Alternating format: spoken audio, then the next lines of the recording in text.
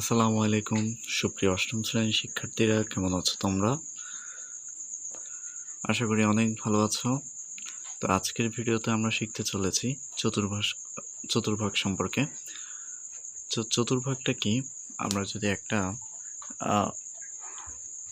সরলরেখা আঁকি এবং এটাকে যদি আমরা নাম দিই এক্স অক্ষ, এটা যদি আমাদের একটা সরলরেখা হয় এবং আমরা যদি আরেকটা সরলরেখা আঁকি উপর থেকে নিচে, তাহলে আমরা দুইটা সরলরেখা পেলাম এবং যেই সরলরেখাগুলো হচ্ছে একটা বিন্দুতে ছেদ করে, ধরে নিলাম ওই বিন্দুটা হচ্ছে ও, শূন্য বিন্দু বা ও বিন্দু। তাহলে আমরা এখানে এই দিকে একটা সরলরেখা এবং এই দিক দিয়ে একটা সরলরেখা পেলাম। তাহলে আমরা যদি সরলরেখাগুলোর নাম নির্ধারণ করি, এটা হচ্ছে এক্স অক্ষ আমার, এবং এটাকে আমি বলবো ওয়াই ও ওয়াই অক্ষ। তো যখন আমার দুইটা সরলরেখা একটা বিন্দুতে মিলিত হয়, তখন এর চারপাশে যদি আমরা তাকাই, চারটা অক্ষ তৈরি হয়, চারটা ভাগ তৈরি হয়। এই প্রত্যেকটা ভাগকে আমরা এক একটা চতুর্ভাগ বলতে পারি। তাহলে চতুর্ভাগ যেহেতু চারটা ভাগ, তাহলে আমরা এটা চতুর্ভাগ বলতে পারি। চতুর্ভাগটা এসেছে মূলত চারটা ভাগ থেকেই। তো তোমাদের বইতে যদি তোমরা খেয়াল করো, সেটা হচ্ছে এই যে ভাগ, সেটাকে আমরা বলবো প্রথম চতুর্ভাগ। এটা হবে আমাদের দ্বিতীয় চতুর্ভাগ। এটা হচ্ছে আমাদের তৃতীয় চতুর্ভাগ।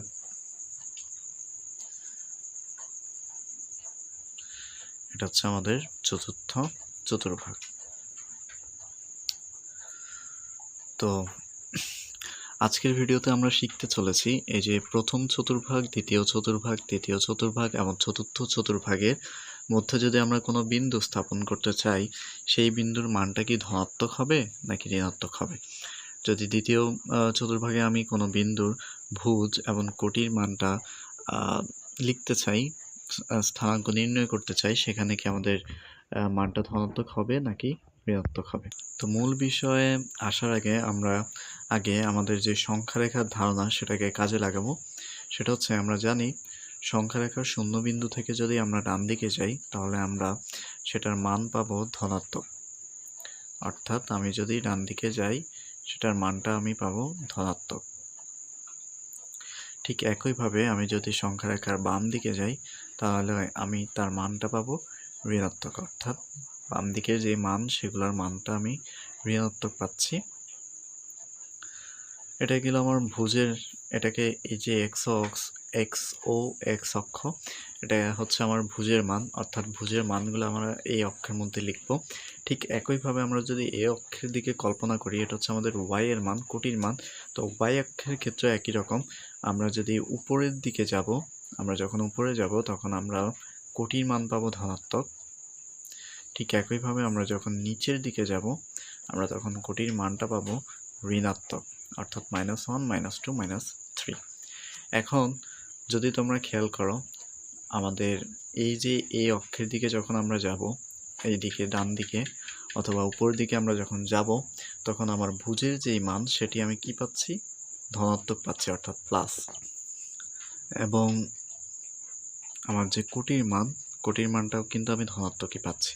তাহলে আমার এখানে কোটির মানটা হচ্ছে ধনাত্মক, অর্থাৎ আমার ভুজ ধনাত্মক এবং আমার কোটি ধনাত্মক। অর্থাৎ প্রথম চতুর্ভাগে আমাদের ভুজের মানটা পাবো ধনাত্মক এবং কোটির মানটা থাকবে ধনাত্মক। এরপর আমরা যদি দ্বিতীয় চতুর্ভাগে আসি, এখানে আমরা কোন মানগুলা লিখব? তাহলে দেখো, আমি যখন ভুজের দিকে যাচ্ছি, ভুজ বরাবর যাচ্ছি, তখন আমার কিন্তু এই যে আমি ঋণাত্মক মানগুলা পাচ্ছি, ঋণাত্মক। তাহলে এই চতুর্ভাগে আমার ভুজের মান, ভুজ হচ্ছে ঋণাত্মক। এবং আমি যদি কোটির দিকে যাই, অর্থাৎ উপরের দিকে যাই, তাহলে আমার উপরের দিকে ওয়াইয়ের যে মানগুলা, কোটির যে মানগুলা, সেটা হচ্ছে আমার ধনাত্মক। তার মানে আমাদের দ্বিতীয় চতুর্ভাগে আমার ভুজ হচ্ছে ঋণাত্মক, কোটি হচ্ছে ধনাত্মক। অর্থাৎ আমাদের দ্বিতীয় চতুর্ভাগের এক্স এর মান পাবো আমরা মাইনাস, ওয়াই এর মান পাবো আমরা প্লাস। তার মানে এক্স কমা ওয়াই অর্থাৎ ভুজ মাইনাস কোটি প্লাস। ঠিক একইভাবে আমরা তৃতীয় চতুর্ভাগে যেই মানগুলো আছে, তৃতীয় চতুর্ভাগে এক্সের মান এবং ওয়াইয়ের মানটা বের করব। তৃতীয় চতুর্ভাগে যদি আমরা তাকাই তাহলে আমাকে এদিকে আসতে হবে। এদিকে গেলে আমরা তৃতীয় চতুর্ভাগ পাবো না, তাহলে আমরা এদিকে আসব। এদিকে আমার এক্সের মান হচ্ছে ঋণাত্মক এবং নিচের দিকে যখন আসবো আমার ওয়াইয়ের মানটা হচ্ছে ঋণাত্মক। তার মানে তৃতীয় চতুর্ভাগে ভুজ হচ্ছে মাইনাস, কোটি হচ্ছে মাইনাস। একইভাবে চতুর্থ চতুর্ভাগে যদি আমরা আসি, চতুর্থ চতুর্ভাগে আমি যদি এদিক দিয়ে আসি তাহলে আমাদের ভুজের মানটা আমরা পাচ্ছি প্লাস, এবং আমি যখন নিচে আসবো কোটির দিকে আসবো তখন আমার কোটির মানটা পাবো ঋণাত্মক। তাহলে চতুর্থ চতুর্ভাগে আমার কোটির মানটা হচ্ছে ঋণাত্মক আর ভুজের মানটা হচ্ছে ধনাত্মক। তাহলে আমরা প্রত্যেকটা চতুর্ভাগে ভুজ এবং কোটির মানটা কি ধনাত্মক কি ঋণাত্মক হবে সেটা বের করলাম।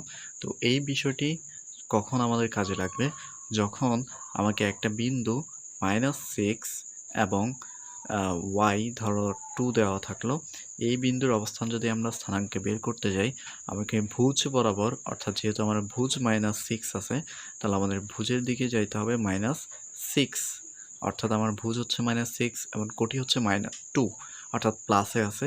আমার কোটিটা ধরো হচ্ছে 1 2 অর্থাৎ এখানে, তাহলে এই বিন্দুর স্থানাঙ্কটা আমরা পাবো -6,2। অর্থাৎ কোনো বিন্দুর স্থানাঙ্ক যদি আমাকে বের করতে হয় অবশ্যই আমাদেরকে চতুর্ভাগ সম্পর্কে জানতে হবে।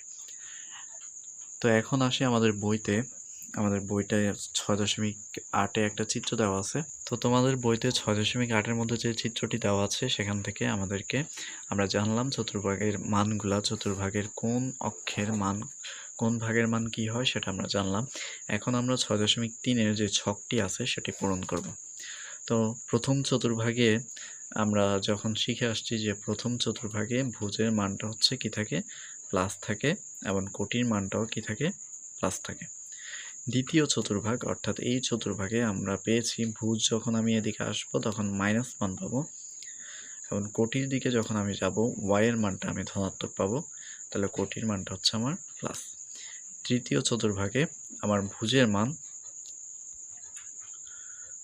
মানটা হচ্ছে আমাদের ঋণাত্মক, এবং কোটির মানটা যখন আমি নিচের দিকে আসতেছি কোটির মানটাও পাচ্ছি ঋণাত্মক। চতুর্থ চতুর্ভাগে ভুজের দিকে আমি যাচ্ছি ধনাত্মক, এবং কোটির দিকে আমি যখন যাব কোটির মানটা পাবো ঋণাত্মক অর্থাৎ মাইনাস। এভাবে করে আমরা চতুর্ভাগের মধ্যে প্রত্যেকটা বিন্দুর মান কি ধনাত্মক হবে না ঋণাত্মক হবে সেটা বের করতে পারি।